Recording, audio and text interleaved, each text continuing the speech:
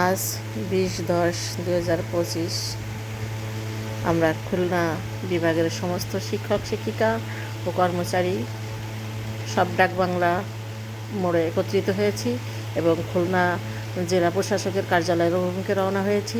আমাদের ন্যায্য অধিকার আদায়ের জন্য স্মারকলিপি পেশ করব। যেহেতু আমাদের অন্যায় আবদার কিছু না, আমাদের ন্যায্য অধিকার 20% বাড়ি ভাড়ার জন্যই আমাদের এই আন্দোলন। শিক্ষক বাঁচলে শিক্ষা বাঁচবে, আর শিক্ষা বাঁচলে দেশ বাঁচবে। আমরা আজ রাস্তায় নেমেছি শুধু আমাদের ন্যায্য অধিকার থেকে বঞ্চিত, নিপীড়িত, উপেক্ষিত। তাই আমরা তো বেশি কিছু চাইনি, আমরা শুধু চেয়েছি আমাদের ন্যায্য অধিকার, আমাদের পেশার সম্মান।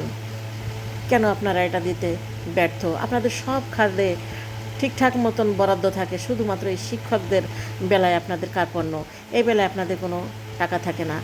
আমরা শিক্ষকরা এদেশের জাতি গড়ার কারিগর, আর আমরাই কেন আপনার প্রতি পদে পদে বঞ্চিত লাঞ্ছিত হব?